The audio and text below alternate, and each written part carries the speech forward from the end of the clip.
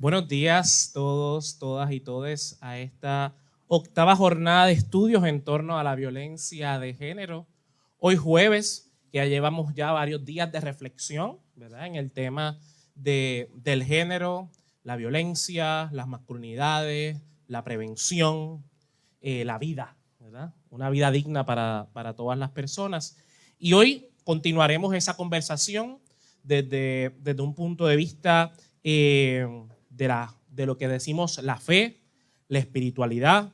Hablaremos también un poco de violencia, sexualidad, imaginarios religiosos y cómo entonces podemos ayudar a reinventar nuestras ideas de la fe para prevenir, ¿verdad?, y ayudar a que acabemos de una vez y por todas con la violencia de género en nuestro archipiélago. Eso estaremos hablando en la mañana de hoy. Quiero que sepan que el programa de hoy continúa, así que en las pantallas les van a estar presentando el programa de nuestra actividad, esta jornada de estudios en torno a la violencia de género de la Universidad del Sagrado Corazón. Agradecemos a las profesoras organizadoras de la Escuela de Salud y Ciencias de nuestra universidad y colaboradores de otras unidades y departamentos que nos invitaron a la mañana de hoy. Así que miren el programa, vean las actividades, todavía queda mucho por reflexionar y disfrutar, y gracias a todos los que se nos conectan a través de Sagrado TV. Bueno, pues vamos a presentar sin más preámbulos a nuestros panelistas de la mañana de hoy. Hoy tendremos a la profesora Ana Celia Coto González. Ella es profesora de teología, también es hermana misionera del Buen Pastor, ¿verdad? Es miembro del Consejo General de su congregación, presidenta de la Junta Directiva de la Casa Juana Colón en el municipio de Comerío. ¿Alguien aquí de Comerío? Eje de Comerío, muy bien, gente de Comerío por aquí, muy bien. Entonces, su experiencia de fe y su vivencia del Evangelio la lleva a hacer de la lucha por la justicia y la defensa de la vida, a comprometerse en la educación, la formación, la concientización y liberación de las mujeres, especialmente en los pueblos de la montaña de Puerto Rico. Bienvenida, Ana Celia. Gracias, buenos días. Buenos días. También tenemos al profesor José Hernández Carrasquillo. Saludos. Bienvenido, catedrático auxiliar de la Unidad de Educación General. También él se desempeña como profesor de teología y asesor académico del programa multidisciplinario. ¿Alguien aquí del multidisciplinario? Ah, mira, aquí está tu asesor académico. Aquí está tu asesor. Tu asesor académico. Y también es coordinador de formación continua en teología y pastoral del Centro Sofía. Además de contar con una maestría en artes en teología de la Universidad Central de Bayamón, también es consejero profesional con maestría y doctorado en educación en consejería profesional de la Pontificia Universidad Católica. Bienvenida, Quique. Muchas gracias y qué bueno que estamos aquí cara a cara. Vamos finalmente a presentar a la profesora y también pastoralista Nancy Hersing. Bienvenida, Nancy. Gracias. Ella es co-coordinadora y profesora aquí también en nuestra universidad. También pertenece al Instituto de Formación Ignaciano y al Ministerio de Laicos LGBT Católicos de la Iglesia Católica. Así que bienvenida, Nancy. Bueno, pues vamos a empezar. Mi nombre es Edwin Figueroa, soy gerente senior del Centro Sofía y estaré moderando en la mañana de hoy. Sabemos que hoy está monopolizado el mensaje de la fe como relacionado muy arraigado a quitar derechos, ¿verdad? Sabemos que eso es como lo que más suena, ¿verdad?, en el ambiente. No sé los jóvenes qué me dicen de eso, ¿verdad? Mucho suena a eso, esa idea de la relación entre fe, perspectiva de género, fe, violencia, fe, derechos reproductivos y de sexualidad. Pero ese discurso, ¿verdad? Ese discurso que es como dice el dicho de más ruido hace un árbol que cae que un bosque que están haciendo. Pues ese discurso hoy también venimos a hacerle contraparte, balance, análisis, ¿verdad?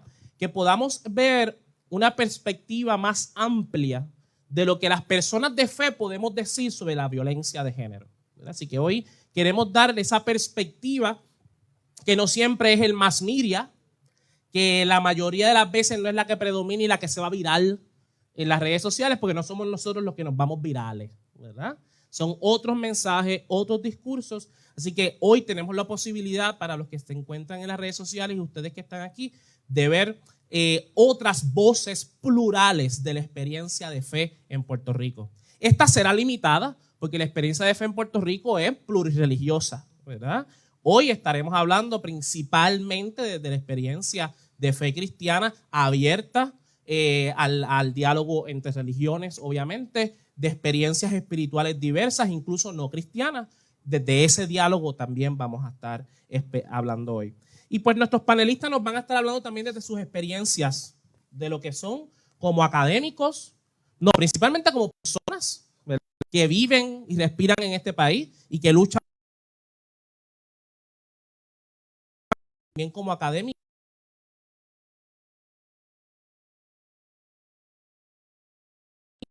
Conversación. Y el foro de hoy se llama El rol de la fe en la prevención de la violencia de género, ¿verdad? Y para poder hablar de eso, poder hablar del rol de la fe, debemos clarificar a qué nos referimos con eso. Así que, Ana Celia, ¿nos puedes empezar a hablar qué entienden ustedes por fe? ¿Cómo no? Comienzo por compartirles una definición que repetidas veces escuché en voz de los niños y niñas de la catequesis preparándose para hacer su primera comunión. Es certeza de lo que no se ve y confianza en que de verdad Dios existe. Bueno, vamos a saltar esa definición técnica que los chiquitos y las chiquitas aprenden. No la estoy minusvalorando ni la estoy descartando, pero no es precisamente lo que quiero decir en este espacio. Desde mí, la fe es una experiencia en el marco del cristianismo católico, de un Dios que se hace presente en la vida de los seres humanos, en la vida del mundo, que se manifiesta de diferentes maneras y que invita precisamente a la plenitud. Una plenitud que no es estar al margen de problemas, de desafíos, de dificultades, de contiendas, sino que en eso que supone lo propio de la vida cotidiana, esa fe me sirve de sostén, de apoyo, pero también me invita a trascender y a profundizar en lo que estoy viviendo, yendo más allá para descubrir a Dios presente en eso que estoy viviendo, en eso que estamos viviendo, no solamente en el plano personal, sino también en el plano comunitario, en el plano social, con todas las dimensiones propias de nuestra vida. Muy bien, la fe, a mí me gusta mucho explicarla desde la imagen del camino.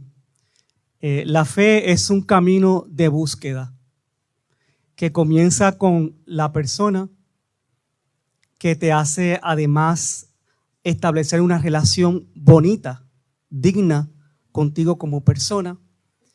Y ese camino también te va a conectar con las demás personas, con los otros, las otras, los otros, en una relación también saludable y positiva. Por lo tanto, también te va a sensibilizar a lo que está pasando en el entorno, a lo que te rodea, a lo que está bien en las relaciones humanas, a los retos que se pueden mejorar en esas relaciones sociales. Y ¿por qué no? También un camino que te va a llevar a cuestionarte por qué los gobiernos, las estructuras, no tienen unas relaciones saludables. Así que la fe puede tener dos caminos de búsqueda y no son los únicos. El camino de la espiritualidad, donde es un camino más espontáneo, no necesariamente ligado a reglas religiosas o a libros religiosos. Y también el camino de la religiosidad o la religión, que puede incluir la espiritualidad, basado más en quizás dogmas, libros, pero ambos caminos siempre han llevado al ser humano, no de ahora, de siempre, han llevado al ser humano a conectarse consigo mismo, misma, con los otros, con la sociedad y con las estructuras. Y añado en este contexto, es un camino de búsqueda de relaciones, pero de relaciones saludables. ¿Qué quiere decir eso? Que no puede haber dominio de una persona sobre otra.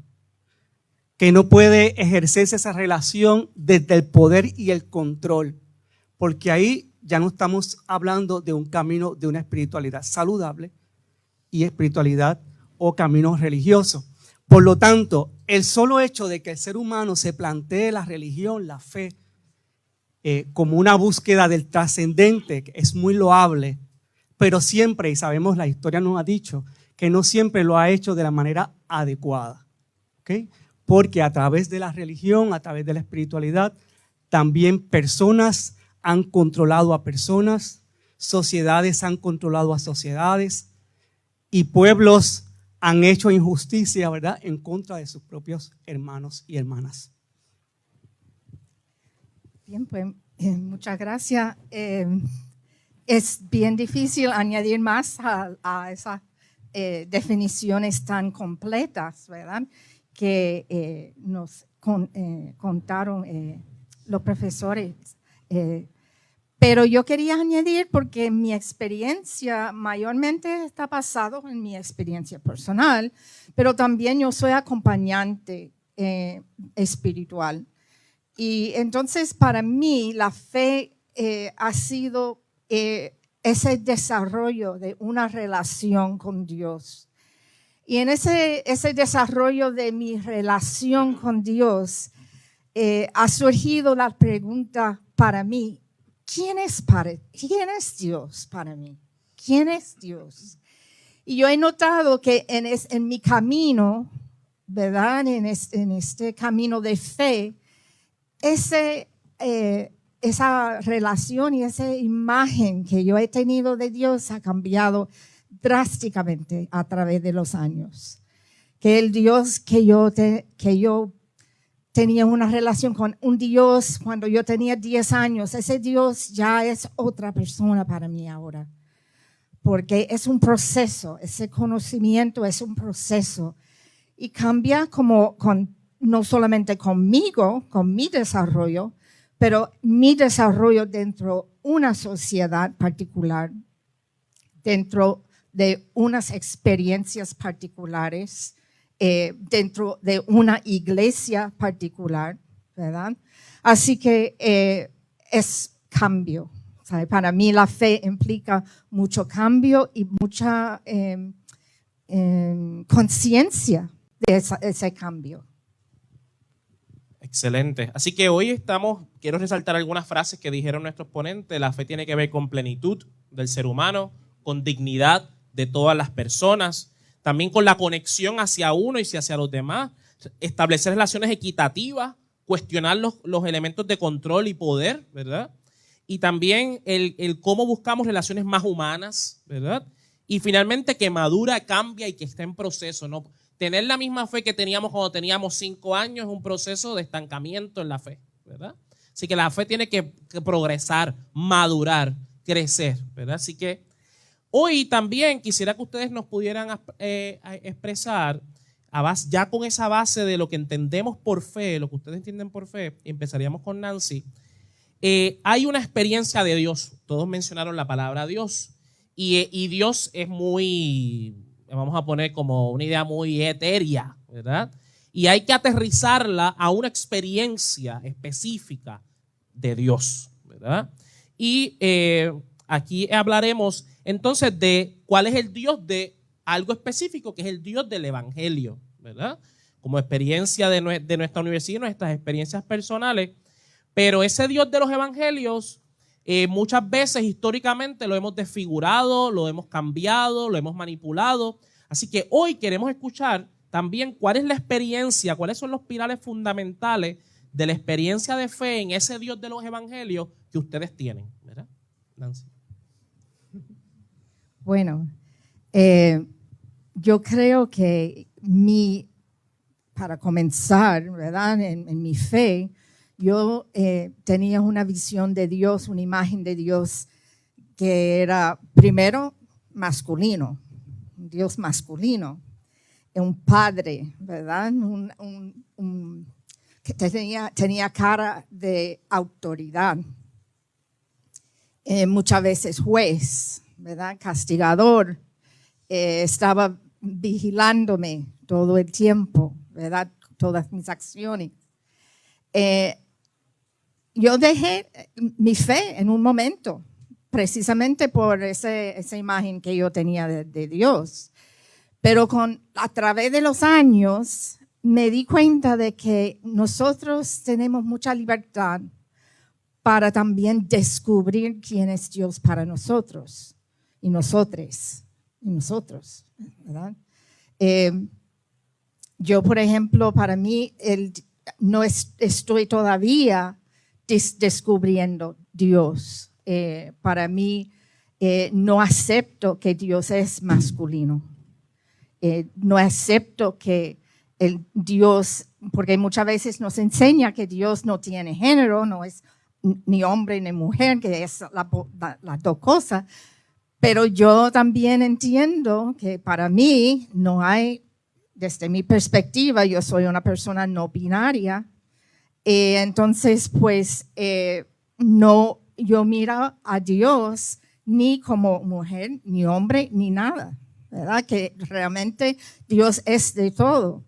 Así que mi experiencia es que Dios, aunque nos enseña que Dios no cambia, que es así, para mí estoy descubriendo esas facetas de ese concepto, esa persona que se llama Dios. Y he descubierto, ¿verdad?, de que es un Dios que tiene muchas facetas, que tiene muchos lados que nunca voy a entender, ni nunca voy a percibir, pero esa es parte del camino, ¿verdad? La búsqueda. Y pues... Bueno, en mi caso, pues yo soy cristiano, o sea que la imagen o el seguimiento, el camino que yo he elegido, o que me ha elegido a mí, ha sido el seguimiento de Jesús en el Evangelio. Sabemos si en las clases de Biblia algunos de los estudiantes han escuchado que Evangelio es buena noticia. Y como cristiano pienso que Jesús ha sido una buena noticia en el pasado y para hoy. Y en el contexto de la violencia de género, Jesús, siendo un varón judío, fervientemente judío, fue capaz de tener una relación muy personal con Dios, que no lo vio como un Dios lejano, sino como un padre al que le llamó Abba. Y más que eso, no solamente se relacionó con ese padre como un varón con otro varón, ¿verdad?, desde el género, sino también como una relación cercana, una relación de ternura, una relación como si fuera, es mi padre, pero también puede ser mi madre. Así que desde ahí, desde ese seguimiento del Evangelio, no solamente transformó esa experiencia su vida, sino que tocó al enfermo, sanó al ciego, perdonó a la mujer pecadora, fue solidario, fue justo.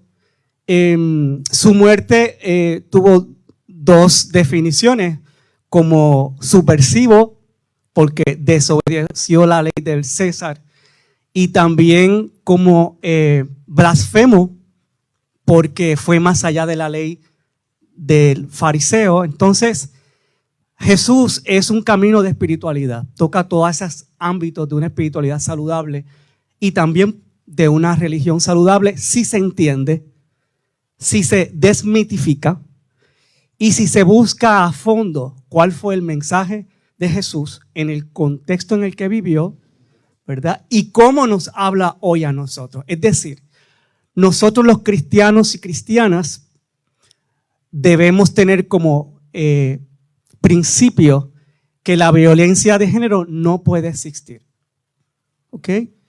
Y que no se puede utilizar ni el poder religioso ni el poder civil para sustentar estas relaciones de control y poder, porque su mensaje es muy llanamente de solidaridad, de fraternidad, de acogida y de mostrar un rostro de Dios diferente. Yo crecí en mi familia con una catequesis básica y quizás un poco fundamentada, muy poco fundamentada en la Sagrada Escritura, en los Evangelios. Lo que recuerdo claramente, sobre todo en voz de mi madre, es Dios lo ve todo. Así que yo me imaginaba a Dios asomado así por una ventanita del cielo, que conocía todo lo que yo hacía, lo bueno y lo malo, porque siempre he sido muy traviesa y lo sigo siendo. Y que precisamente esta imagen del Dios que lo ve todo, que está pendiente, dando el camino para castigar.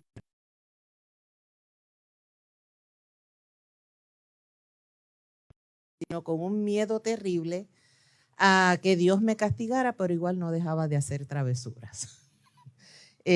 Ahí había pues una lucha, ¿no? Entre lo que recibía de mi familia y lo que yo proyectaba y vivía.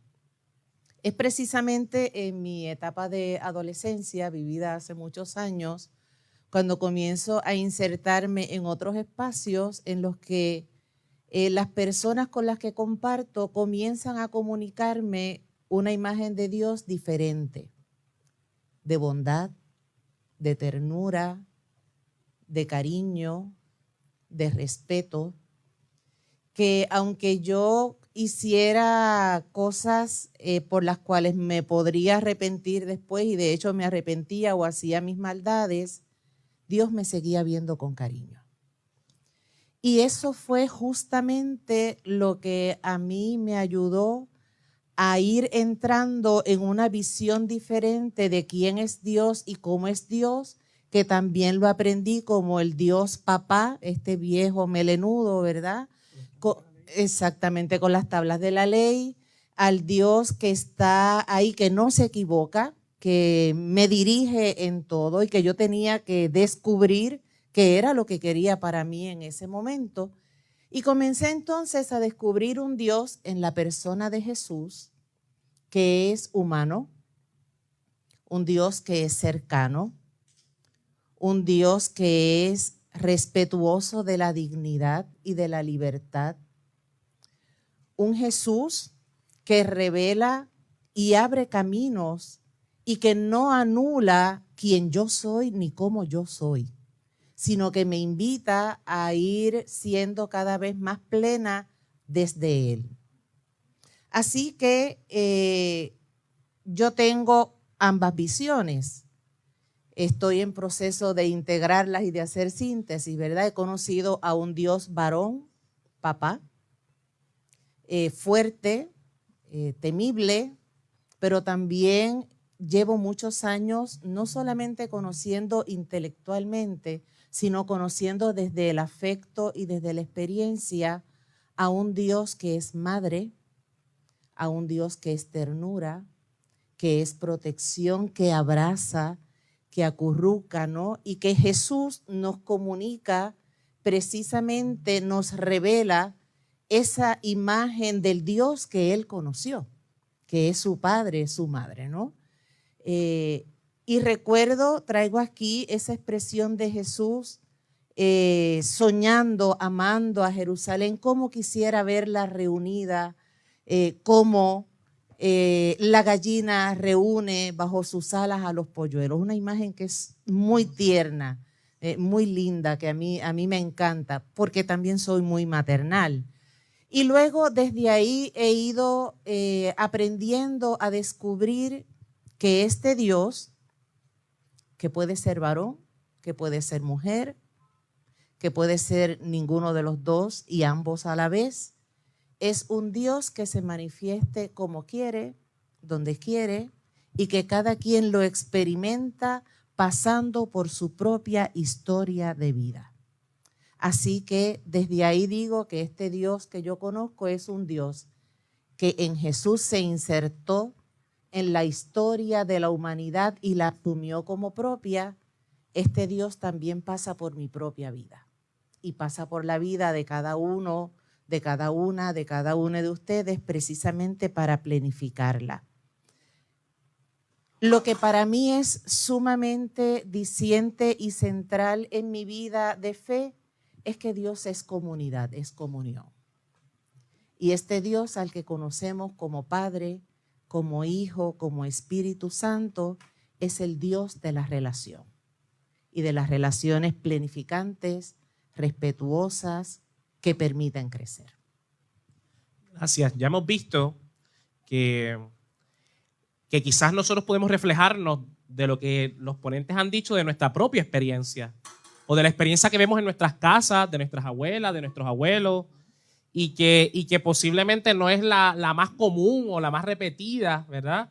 Una experiencia de un Dios que lleva a la libertad, a la solidaridad, acogida, que tiene rostros diferentes, diversos, que es comunidad y que pasa por nuestra propia historia.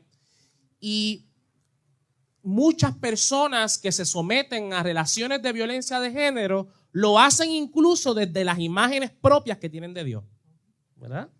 Así que muchas veces está debajo de mantenerse en relaciones de control y poder las ideas de un Dios igualmente que me controla, al que le tengo miedo, del cual no me puedo separar y no puedo salirme de su vista. Pues igualmente uno traslada, muchas personas que están en experiencias de violencia de género, y los psicólogos pueden hablar de eso mucho más que yo, de cómo trasladan esas relaciones desfiguradas de Dios a sus relaciones amorosas, afectivas, de relaciones humanas, paternofiliares, etcétera, ¿verdad? Así que ya podemos ir viendo que la violencia de género es una distorsión de la experiencia de Dios o de la experiencia espiritual. Así que vamos entonces a profundizar en eso. ¿Cómo finalmente, si partimos de estas experiencias de fe que hablan desde la libertad, la plenitud, la cercanía, la solidaridad, cómo la violencia de género entonces es una distorsión de esa experiencia de Dios o incluso es una deformación o un retroceso en el desarrollo espiritual de cualquier ser humano? Y ahora, quien quiera puede tomar la palabra e incluso si quieren reaccionar después que alguno haya dicho, siéntanse en la libertad. Quien desea. Sí, la verdad que nos estamos metiendo en aguas bien profundas, pero vamos navegando con ellas con mucho gusto y sobre todo con la experiencia. En primer lugar, esa distorsión pues no se da en un vacío ni en el aire, ¿verdad? Esa distorsión se da en nosotros, en los que tenemos la capacidad de creer o de no creer. Así que se da en cada uno de nosotros, ¿verdad? Esa distorsión. Así que siempre hay una invitación a, si soy creyente desde la espiritualidad o soy religioso, ¿verdad? Desde una iglesia, seguir buscando cuál es mi imagen de Dios, si es saludable o si no es saludable, porque como bien se ha expresado, ya la vamos a llevar a nuestras relaciones interpersonales. Por ejemplo, en el tiempo que estuve más como consejero en universidades que como profesor, era bastante frecuente que en la primera relación de las estudiantes, los estudiantes y en esos ensayos de primera relación de noviazgo, desde ya se daba este conflicto de poder y control, ¿verdad? Y es un tema que lo vivimos todos los seres humanos, pero sobre todo cuando se está comenzando a tener experiencias de relación de pareja, pues esto ocupa mucho tiempo, energía, ¿verdad? De ese proceso de crecimiento. Y ¿por qué no? Siempre entraba el elemento de la fe cristiana, el tema de la Biblia, el tema de yugo desigual, el tema del amor lo soporta todo, etc. Entonces, la distorsión ocurre cuando ese círculo de violencia, de poder y control, no lo identificamos. Y aquí, obviamente, tanto de las masculinidades como de las feminidades, la distorsión tenemos que identificarla nosotros, nosotras. Independiente a la experiencia de pareja que se tenga, ¿verdad? Si es homosexual, si es heterosexual, si es bisexual, es todo un proceso de exploración. Y esa distorsión comienza ahí. Otra experiencia que he tenido y que tuve ahora también con el curso de Teología y Sexualidad Humana es que el tema del control y poder se da casi siempre, ¿verdad?, dentro del tema amplio de la sexualidad. Y curiosamente, cuando yo pregunto, ¿hay relación entre la sexualidad y la espiritualidad o la religión? Inmediatamente viene el silencio que todos hemos tenido por nuestra influencia cultural de que es un tabú. Entonces, esa distorsión hay que traerlo al debate, hay que traerlo al diálogo. Hemos disfrutado muchísimo las clases. La sexualidad, las relaciones importan para la espiritualidad, importan también para la religión, pero si no lo hablamos, esa distorsión sigue aquí como una percepción y se va a traducir en nuestras relaciones cotidianas y sobre todo en esa importante elección que es una relación de pareja, de no poder y control, es decir, una relación saludable. ¿Puedo preguntarte? Adelante. ¿Existe una espiritualidad para la sexualidad o de la sexualidad? ¿Cómo es? Anda. Bueno, son temas muy complejos y quizás no la voy a contestar directamente, pero el terreno saludable es la visión que tengamos de la persona o del ser humano. ¿Okay? A medida que tenemos una visión integrada del ser humano, es decir, que es cuerpo, la parte biológica, que es también afectos y emociones, la parte psicológica, que es también un ser social que siempre va a estar afectado en comunicación con su entorno. Y por qué no, que también hoy se habla de una inteligencia espiritual, ¿ok? Así que también somos seres espirituales o religiosos si se quiere. Así que, profesora Ana Celia, mi gran amiga, quizás no puedo contestarle de un todo la pregunta, pero sí el terreno adecuado académicamente en los grupos de crecimiento, en toda la labor académica, hay que fomentar esa visión integral del ser humano para que podamos insertar también el tema de la sexualidad, el tema de la relación de pareja en un contexto saludable.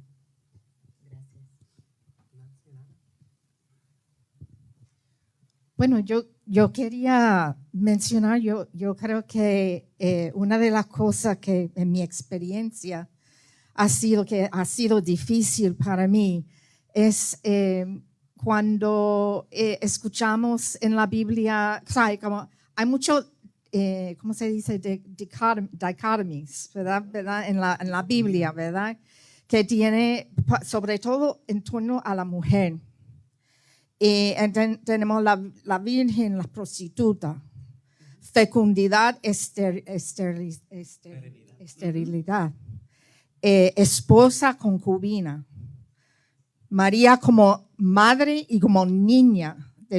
Siempre me choque mucho cuando tratan de decirme que la Virgen María tenía 12 años, pero eso ya no es una relación sana. ¿Verdad? No es una cosa que celebramos. Y entonces también la invisibilidad de la mujer en general en las escrituras, ¿verdad? Yo creo que todo esto, claro, cuando desde mi perspectiva, de lo que yo aprendo, ¿verdad? Yo no leo la Biblia como verdad histórica y tiene un contexto histórico. O sea, no puedo, o sea, yo entiendo por qué dicen que la María tenía 12 años, porque en esa época tal vez era así, pero no vivimos en esa época. Y somos capaces de no cambiar las palabras quizás, pero hablar más de la cuestión de la sexualidad en la fe, en torno a la fe. O sea, hay mucho más libertad. Y yo creo que no es cuestión de que esperamos el permiso de ninguna autoridad, pero seguimos nosotros como cristianos, como creyentes en algo, esa definición de quién es Dios para mí, quién es el Ser Supremo, si hay, o un ser supremo. Concurro totalmente con lo que ustedes han compartido y quiero añadir, quizás puntualizar, porque se ha dicho también que la mirada, la experiencia de fe o la experiencia religiosa, como se le quiera llamar, pasa justamente por lo que es la propia experiencia humana. Pasa en primer lugar por quién yo soy, cómo me veo, cómo me aprecio, qué apruebo y qué desapruebo de mí, qué anhelo y qué deseo, y que detrás de eso hay todo un discurso elaborado y reiterativo a partir del espacio familiar y comunitario en el que hemos crecido. Mientras les escuchaba hablar, recordaba, bueno, uno de mis espacios de servicio es, siendo religiosa, acompañar, religiosa no casada, célibe, acompañar parejas y matrimonios en sus situaciones de vida. Una experiencia desafiante, pero que me ha ayudado a crecer muchísimo y a comprender también todo este espacio, y de ahí se fortaleció mi interés y mi abrazo a trabajar el tema de la violencia de género. Esta idea de que el hombre es la cabeza, por lo tanto la mujer es el cuerpo dentro de la imagen corpórea, ¿verdad? Entonces, ¿qué es lo que privilegia nuestra sociedad? Pues el pensar. La cabeza, donde decimos que radica la inteligencia. Por lo tanto, la cabeza manipula al cuerpo, lo dirige, lo rige, lo maneja como quiere y como desea, y por lo tanto, entonces, si la cabeza es referente del varón, del macho, del hombre, entonces es quien manda, quien gobierna como un control remoto lo que es el cuerpo representativo de la mujer, donde reside la ternura, los afectos, la proximidad, la cercanía. Y esta es una de las imágenes que necesitamos ir, más que imágenes, es una experiencia y una conceptualización que hemos hecho que hay que ir superando.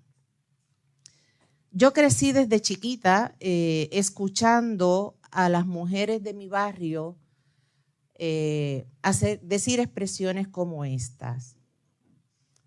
Me disculpan, este es un espacio académico, lo digo con todo respeto. Yo estoy con mi marido, yo le sirvo porque no me queda más remedio. En ese momento yo no entendía lo que significaba servir.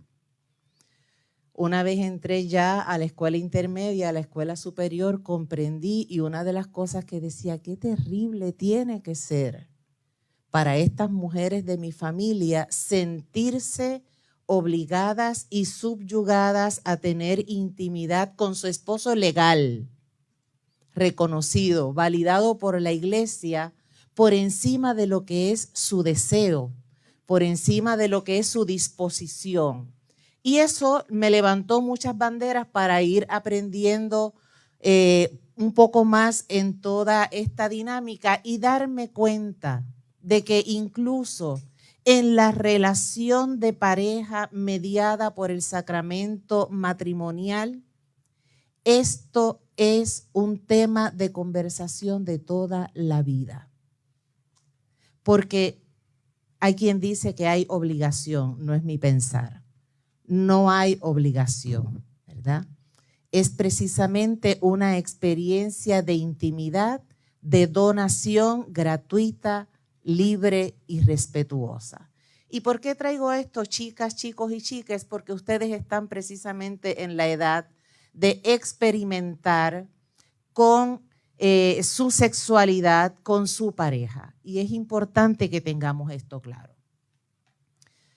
Otro punto que me parece importante compartirles es esto que decimos tan románticamente, el famoso y delicioso himno al amor de Corintios: el amor lo soporta todo, lo aguanta todo, lo perdona todo, que asumido y tomado literalmente ha sido precisamente el permiso y el pasaporte para tolerar vejaciones, malos tratos, daños muchas veces irreparables. Entonces necesitamos ir a la Sagrada Escritura, a la palabra, a la Biblia, con una mirada y con una conciencia diferente, para que lo que nos comunica la palabra sea plenificante, sea liberadora y nos humanice cada vez más. En nombre de Dios y en nombre de la palabra hemos cometido gravísimos errores. Qué bueno que asistimos en este tiempo a un momento en el que tenemos la oportunidad de redimensionar, de desaprender y reaprender para crear entonces nuevos marcos de comprensión, nuevas experiencias que nos ayuden a ser más humanos y más humanas. Escuchándolo se me pone la piel de gallina debajo del gabán, porque recuerdo como una que era como segunda mamá para mí, yo veía que su esposo esa relación no iba para más, ¿verdad? Y yo la veía sufrir, ¿verdad? La veía sufrir grandemente, pagándole los vicios, con lo que muchas veces ustedes han visto en las familias puertorriqueñas. Y escuchar a una persona con muchas ganas de vivir y con mucha creatividad y con ganas de salir para adelante, decirme que tenía que mantenerse en esa relación porque el sacramento era sagrado, ¿verdad? El sacramento era sagrado. Pues ya hemos visto aquí que solo lo sagrado es solamente lo que te hace más humano. Solo es sagrado lo que te hace más libre. Solo es sagrado lo que te sana. Solo puede ser sagrado lo que te lleva a amarte y a vivir plenamente. Todo lo que no hace eso no es sagrado, ¿verdad? No es sacro, no es de Dios, ¿verdad? Así que hay un montón de ideas que ahora vamos a profundizarlas un poquito más, porque así ya Ana Celia dijo algunas, pero hay otras, ¿verdad? Que por culpa de nuestras prédicas, muchas personas, ¿verdad? Históricamente, por culpa de los acompañamientos espirituales manipuladores, ¿verdad? Por culpa de una confesión religiosa, una confesión en la cual en un pastor o en un sacerdote una persona se expresa vulnerablemente y le habla de lo que esa persona le llama sus pecados, y en ese espacio hay una posible manipulación de la conciencia. En esos espacios le hemos puesto, eso es violencia, háblenlo ustedes, profundícenlo. En esos espacios le hemos puesto muchas semillas a las personas. Así que por favor profundicemos más en esas semillas. ¿Cuáles son esas ideas que están debajo de las experiencias de fe en Puerto Rico que perpetúan la violencia de género y que tenemos que pedir perdón por haberlas sembrado en nuestro pueblo? ¿Qué ideas más podemos profundizar?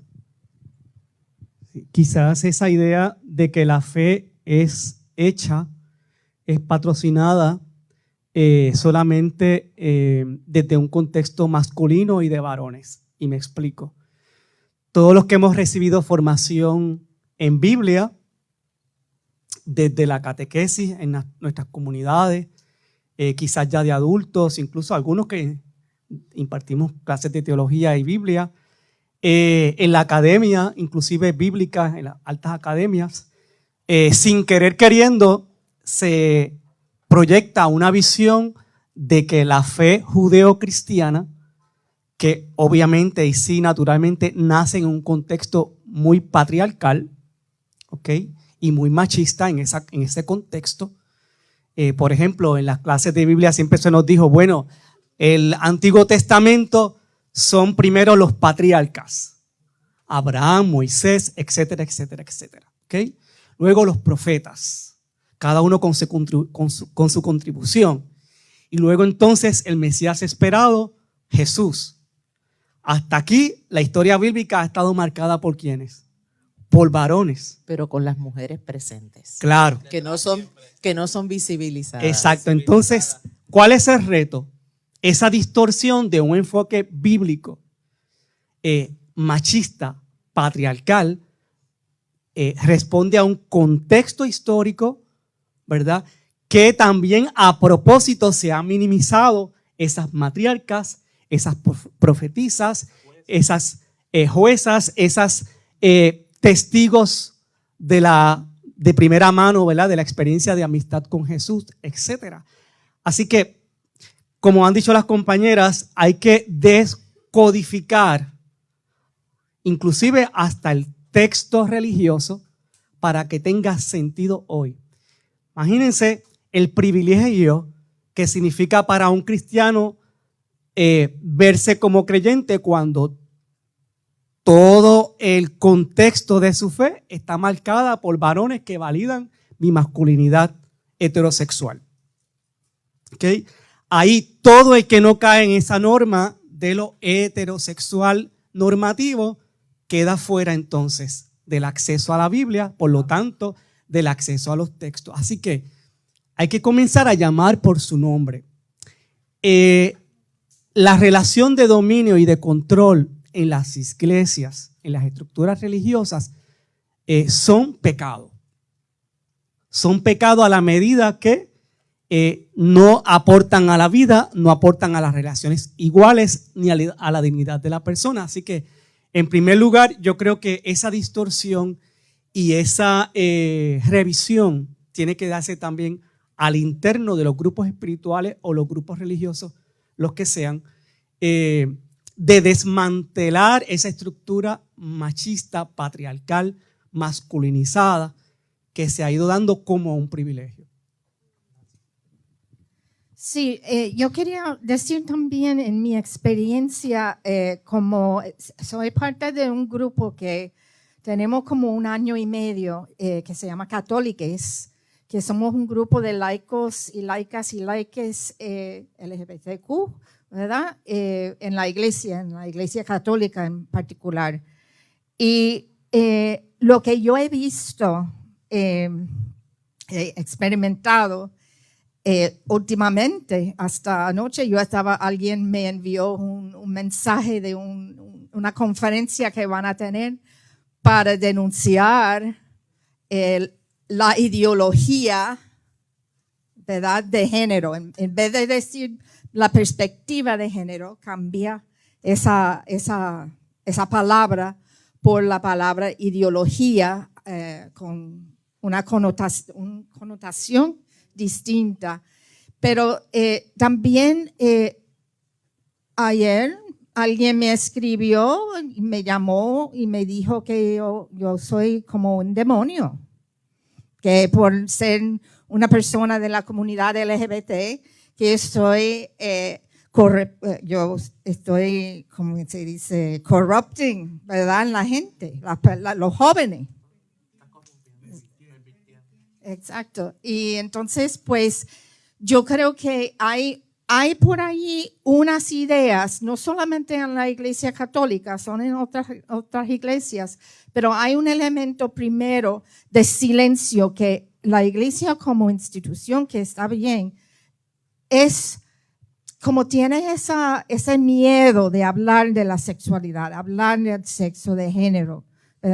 Tiene miedo de traer el diálogo. Una de las cosas que queremos hacer como grupo es promover el comienzo de un diálogo dentro de la misma iglesia católica. Y ya estamos hablando con el arzobispo también. Pero esa invisibilidad, ese tabú, ¿verdad?, que no podemos hablar del sexo con la religión. Eso tenemos que superar eso, porque si no, vamos a caer en eso de llamar a las personas diferentes, que esa visión patriarcal, que son demonios, que son terribles, que son brujas o brujos, ¿verdad? Y entonces entramos en una perspectiva bastante infantil, ¿verdad? De la espiritualidad. Uno de los elementos que subyacen en los movimientos feministas y en el fortalecimiento de todo este camino que llevamos como humanidad es precisamente que el feminismo ha puesto de relieve que la mujer tiene igual dignidad, que la mujer es persona. También es persona el varón. También es persona los demás, las demás que se identifican dentro de las diferentes, yo le digo manifestaciones, expresiones, ¿verdad?, que conocemos hoy día. Y indudablemente esto apunta precisamente a lo que está de fondo, que es la dignidad de cada criatura, de cada ser humano. Y yo soy fiel creyente, no es exclusivo mío. Una cosa que cree, potencia y favorece es que mi dignidad y la de nadie sea mancillada. Todo lo contrario. ¿Por qué? Porque en esa experiencia humana es donde Dios se manifiesta. Por eso se hizo persona en Jesús. Dejó de ser ese espíritu allá en los altos cielos que solamente pronunciaba palabra, presidía guerras, enviaba plagas, castigaba, hacía todo lo que nos narra el Antiguo Testamento y que luego en Jesús se nos manifiesta de una manera muy propia, muy cercana a quienes somos nosotros y nosotras. Con gustos, con deseos, con coraje, con relaciones interpersonales. Dicho sea de paso, un Jesús que se relaciona muy bien con las mujeres, con quienes viven en pobreza, en marginación, y que las saca de la opacidad para colocarlas en la luz. ¿Por qué? Por su trato, por su palabra, y que las pone precisamente en un lugar que nos sirven de referente a nosotros, a nosotras y a nosotres, para decir yo igual tengo esa dignidad. Esto es parte de mí, así que la voy a abrazar, la voy a validar, voy a crecer. ¿Qué necesitamos? Aprender a dar una mirada diferente primero hacia nosotros mismos, hacia nosotras, hacia nosotres. Valorarnos, amarnos. Vamos, todos padecemos de estima baja, unas veces más fuerte que otras, pero todos y todas tenemos también la posibilidad de crecer y de creer todavía más en la propia fortaleza humana, en la propia dignidad humana para ir creciendo. Luego, en el Evangelio, voy a hablar solamente de dos cosas de Jesús que me fascinan. Es que Él rompió totalmente con los estamentos propios de su cultura y de su tiempo. Que el varón no se relacionaba con la mujer en público. Y Jesús pasa por alto totalmente eso. Es más, es provocativo. Es desafiante en ese sentido. Allá lo encontramos, según nos narra el Evangelio de Juan, con la samaritana. En una hora, en un lugar y en un momento en el que imposible que eso aconteciera. Y ahí estaba Jesús relacionándose con ella. Pero tenemos también a Jesús en relación con su madre María. Es ella quien desafía su autoridad. También en el Evangelio de Juan, en ese momento en el que ella se percata que los que estaban celebrando las bodas no tienen vino, una vergüenza terrible para esa familia, y entonces él le dice, ¿y a mí qué? Como diríamos nosotros, ¿y qué tiene que ver conmigo? ¿A mí qué me importa? Y su madre, el desafío está en decirle a los sirvientes, hagan lo que él les diga.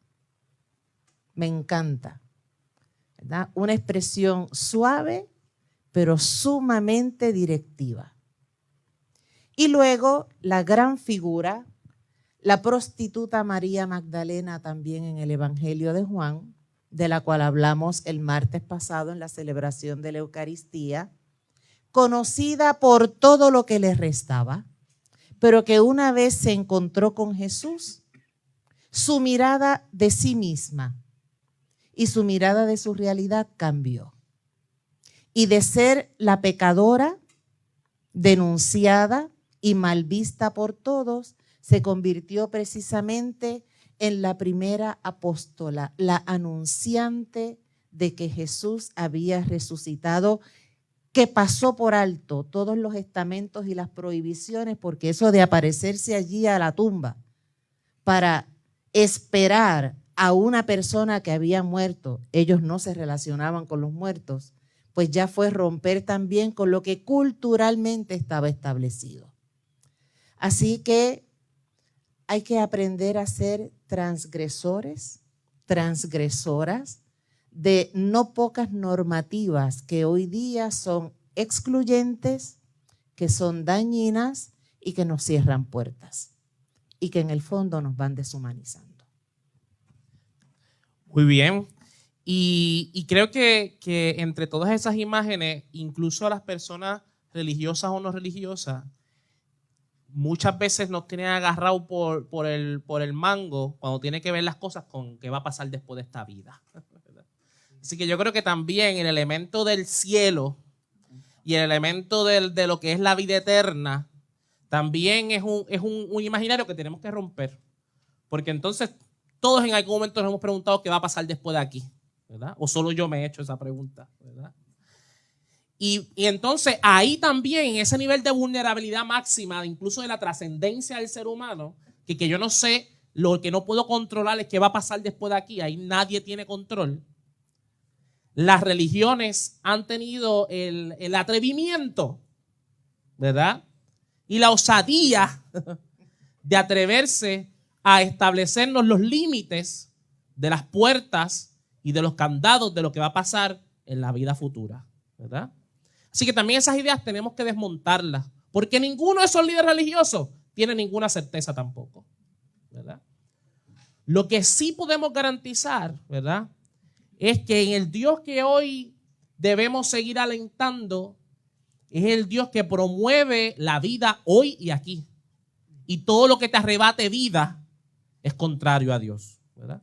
Todo lo que te lleve a la muerte realmente es algo que tenemos que atacar, transgredir y defendernos de ello, ¿verdad?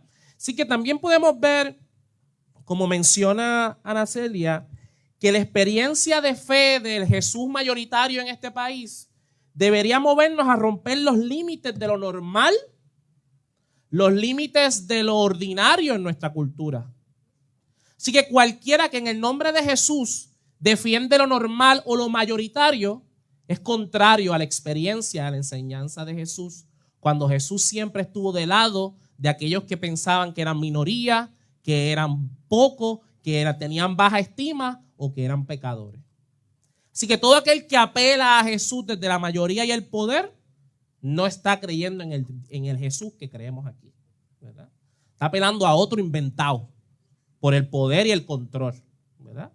Así que incluso eso que dijiste de la estima baja, de que todos hemos tenido estima baja, también es a consecuencia de las relaciones coloniales y de poder que tenemos en nuestro país, que nos han impuesto desde chiquito que Puerto Rico es un país sin recursos, pobre, pequeño, que no tiene nada. Y desde allí también la religión ha sido cómplice de ese ejercicio, ¿verdad? Así que hoy finalmente tenemos una tarea que hacer. Tenemos una tarea y para cerrar quisiéramos dialogar con ustedes. ¿Cuál ustedes creen que es la tarea? Seguramente los ponentes tienen unas ideas que tenemos desde la fe para seguir adelantando la tarea de luchar contra la violencia de género. Tenemos unas tareas pendientes, ya hemos dicho aquí algunas de ellas. Así que abrimos a las preguntas y al conversatorio en este último momento. ¿Alguien tiene alguna pregunta, alguna tarea pendiente, algo que usted dice, pues mira, falta esto, ¿verdad? O usted quisiera comentar algo, preguntar algo, y también los ponentes dirán su último turno sobre las tareas pendientes. ¿Alguna pregunta, comentarios, reacción? Adelante. Sí, buenos días. Gracias. Agradezco las palabras de las ponentes y el ponente, al igual que de Edwin. Me trajo aquí una preocupación por nuestra juventud a todos los niveles. Hay unas interrogantes que fueron las que también me trajeron aquí, porque a través de los años yo he visitado distintas universidades en Puerto Rico como ciudadano y como persona que cree mucho en la educación para mejorar la calidad de vida de los seres humanos. En otras palabras, yo veo la educación como una manera de lograr el respeto por la vida humana.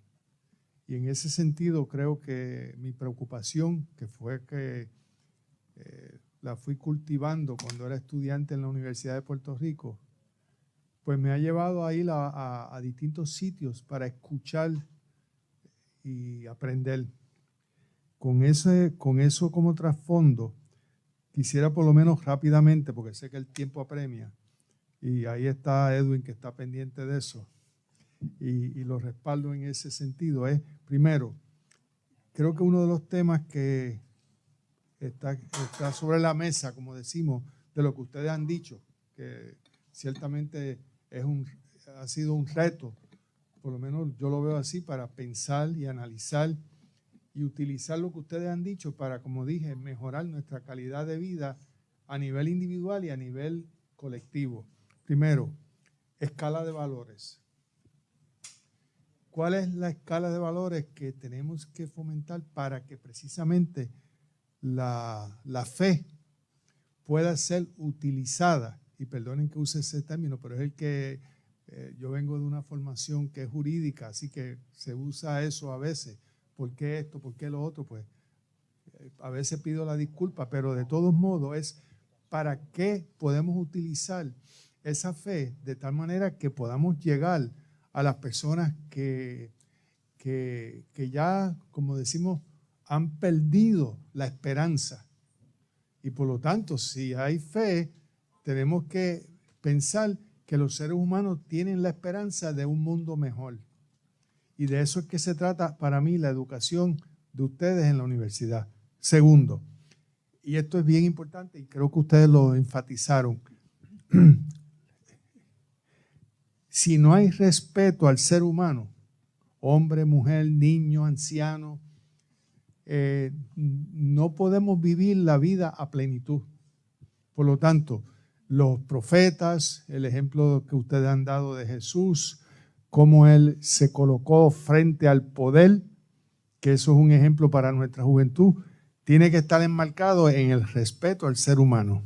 O sea, que no podemos ser ni liberal ni conservador, para mí, si no partimos del respeto al ser humano. Además, y este es un tema más difícil quizá para algunas personas, porque nosotros tenemos, a mi juicio, rápidamente quiero decir, en Puerto Rico la tendencia a que respaldamos algo, por lo tanto defendemos algo y tenemos que rechazar algo. ¿Ves? O sea, yo creo en esto, yo lo defiendo y por lo tanto yo no voy a ceder.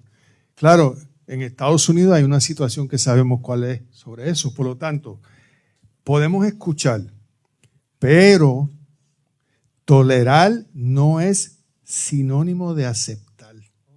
Y muchas personas dicen, si tú no piensas como yo, algo te pasa. Tú estás mal, yo estoy bien.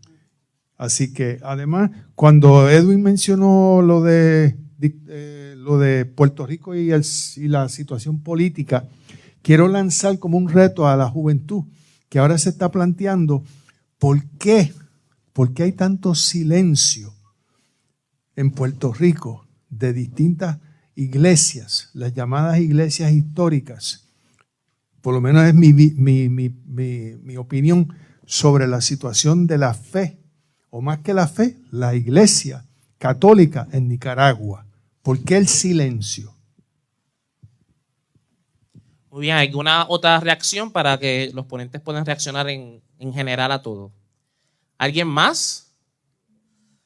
¿Comentario? ¿Reacción? Es una pregunta en términos de reflexión y análisis, ¿verdad? Y primero, felicitar al panel por su, ¿verdad? Me ha puesto a reflexionar sobre muchas cosas. ¿Por qué ustedes creen que en este momento está predominando en Puerto Rico un solo discurso, específicamente el discurso, pues de manera, usar la palabra correcta, popular, o ¿verdad? A partir de los postulados se llama el discurso fundamentalista, y que es un discurso que precisamente al yo escucharlos y escucharlas a ustedes y escucharles, pues es contradictorio. Y entonces me surge un poco de confusión porque es el discurso que está percolando de manera hegemónica o privilegiada y que de alguna manera también peligrosamente está sentando pautas en la fragilidad de lo que estamos mirando entre la separación de iglesia y Estado, que incluso compromete, ¿verdad?, parte de los planteamientos que ustedes han hecho aquí, ¿verdad?, sobre esa vivencia particular de mi espiritualidad dentro o fuera de alguna institución. Muy bien, ¿alguien más? Una pregunta virtual. Sí, de las personas que nos están siguiendo en la transmisión, Dinar Sánchez pone lo siguiente: me gustó muy claro el que la violencia de género desde la fe no se puede permitir. Dios no la quiere. Lo mismo esta exposición de Dios que pasa por la propia vida porque es un Dios cercano y de comunidad. Dios de la relación, que permite un encuentro con Él.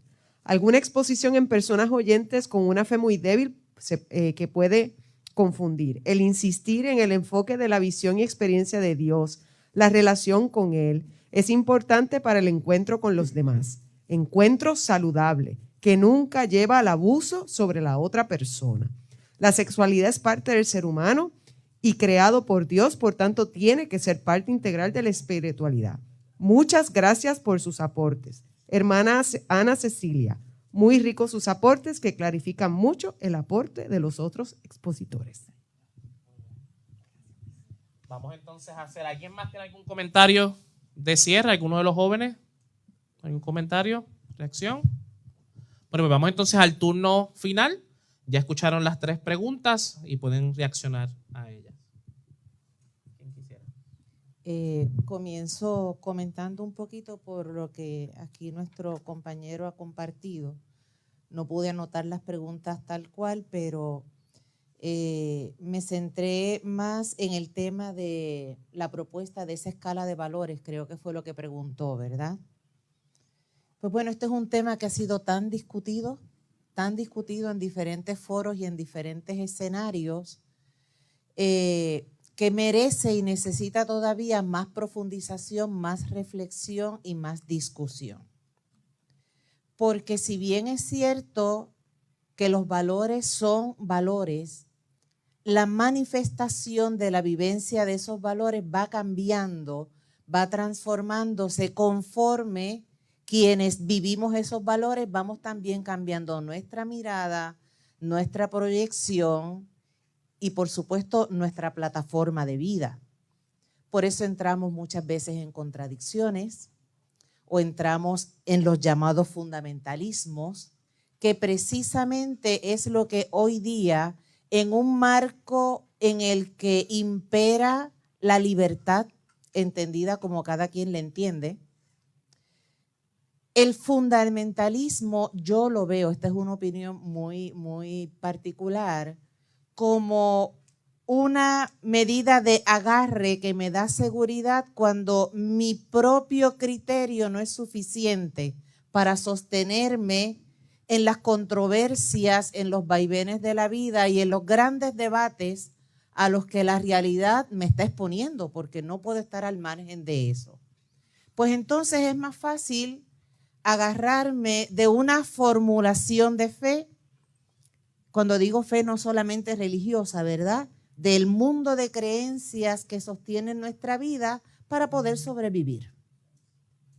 Entonces, o retrocedo o me voy al extremo del futuro que quizás todavía no está pensado ni ideado, pero que de alguna manera lo mantengo, o simplemente me quedo moviéndome en diferentes aguas a conveniencia. Entonces, esta realidad que estamos viviendo, esta situación, nos pide educarnos, formarnos, asumir posición también, y más que tolerar, sería entrar en diálogo con la diversidad y con la diferencia. Eso nos va a liberar del fundamentalismo, que no es lo mismo que tener profundas convicciones, entiendo yo. ¿Qué sería precisamente desde mi perspectiva lo que debemos mantener como nuevo mandamiento? Lo digo con todo respeto, porque está ligado al nuevo mandamiento que propone Jesús, que es el del amor, y no del amor romántico, sino del amor que abraza solidariamente a la dignidad humana, al ser humano. Así que por ahí mis respuestas. Sí, quizás abonando a lo que dice Ana Celia, la fe siempre se da en la historia. Así que la fe en Puerto Rico se da con todos los retos que tenemos en nuestra sociedad, con todas las dificultades que tenemos los adultos y adultas y adultes, y esas dificultades que hemos estado generando un contexto donde estas nuevas generaciones se están levantando. Así que han planteado elementos complejos. No obstante, yo pienso que la mesa de diálogo siempre tiene que estar abierta. Y sobre todo abierta para escuchar a estas nuevas generaciones. Es un privilegio escuchar las nuevas generaciones. Estas nuevas generaciones, estos estudiantes, tienen como valor la diversidad, la inclusión y la equidad. Esas tres palabras, convertirlas en realidad a nivel social, a nivel de las iglesias, a nivel de la cátedra, la educación, son un tremendo reto. Así que yo creo que lo que me llevo de este compartir es seguir escuchando a estas nuevas generaciones que entienden por diversidad, que entienden por equidad y que entienden por inclusión. Que en el rostro de la violencia de género pues cobra un gran sentido, ¿verdad? Pero creo que para nosotros como adultos seguir viendo esos tres valores y sobre todo seguir estableciendo ese diálogo y esa escucha. Detrás de esas puertas hacia la eternidad no sabemos, pero de esa puerta para acá sí sabemos que podemos hacer mucho. Y creo que por ahí sería un reto que en lo personal, ¿verdad?, se lo extiendo también a ustedes. Gracias. Bueno, yo quiero también decir que en torno al fundamentalismo, que esta es parte de la cuestión colonial. Yo creo que mucho tiene que ver con eso, lo que está pasando en los Estados Unidos y en América Latina, ¿verdad? Que todo este fundamentalismo, que realmente es una respuesta de unos sectores al hecho de que estamos viviendo en un mundo más y más y más diverso. Y ellos están tratando de recuperar el pasado, lo que había, lo que es seguro para ellos. Entonces, pues ellos agarran todos esos conceptos tradicionales hasta cierto punto. ¿Qué podemos hacer? Primero, los problemas que tenemos de violencia de género que tengo en mi familia no son mis problemas solamente. Es parte de una sociedad. Tenemos que vernos como comunidad, de mujeres, de mujeres y hombres, ¿verdad? Que la diversidad. También informarnos más sobre la perspectiva de género. Cuando dicen eso y la importancia de eso, ¿qué significa? ¿Cómo se relaciona a mí?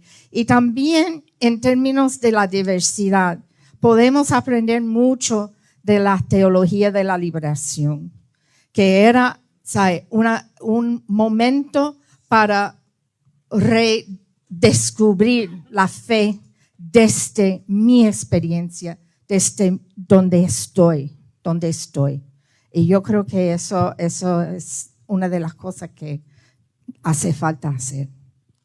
Muy bien, y para ir concluyendo, hoy estamos hablando de este tema y hoy es una prueba de que el sistema patriarcal de economía salvaje, de colonial que tenemos en Puerto Rico está cayendo, se está derrumbando poco a poco. Y como dice Nancy, se está defendiendo como gato boca arriba, ¿verdad? Así que históricamente el poder político y el poder religioso han estado aliados y pues se están aliando nuevamente, ¿verdad? Así que el discurso fundamentalista simplemente está defendiendo su poder, ¿verdad? Y está apelando a eso que dice Nancy, la tradición y lo antiguo para no perder poder. Así que estos dos poderes se estén aliando en nuestro país es porque estamos caminando, es porque estamos avanzando y lo estamos retando. Y ellos tienen dos armas que tenemos que combatir. Nos quieren desvincular de nuestra espiritualidad, porque mientras más seres humanos estén desconectados de su espiritualidad, más manipulables son y más consumidores se vuelven. Así que quieren, a aras de que odiemos la religión, nos desconectemos de nuestra espiritualidad.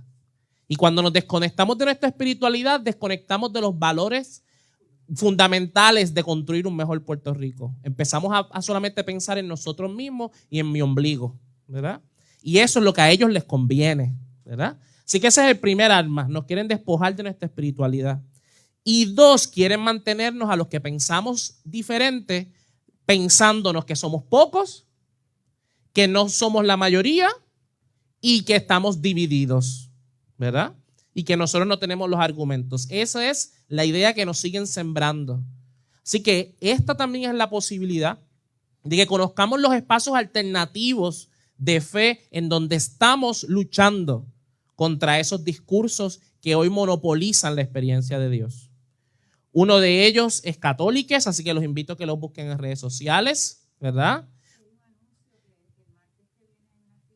El martes que viene lo dices ahora, Nancy, así que católicos, búsquenlo. Busquen la mesa de diálogo Martin Luther King, que también es un espacio alternativo de fe que está construyendo el proyecto junto a la Pastoral de Mujeres y Justicia de Género, que es el proyecto de iglesias seguras y sanadoras de la violencia de género en Puerto Rico. Busquen las Hermanas del Buen Pastor.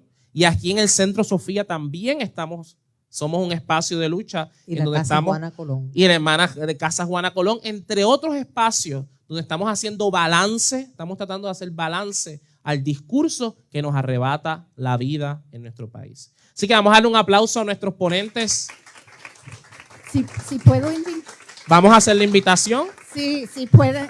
Están invitados a una conferencia que va a dar el padre Damián Wall, que es redentorista. Va a ser el 25 de abril, la semana que viene, en el colegio, en la biblioteca del Colegio San Ignacio, en San Juan, Guaynabo, por allí. A las 7 de la noche. Río Piedras. Muy bien, quédense conectados para la próxima actividad que tenemos, la próxima conferencia que vamos a estar hablando sobre agresión sexual. Araceli, ¿vas a decir algo más? Darles las gracias a ustedes, estudiantes. De verdad que verles sus rostros, su atención, para mí ha sido un impulso de gran seguridad estar aquí con ustedes.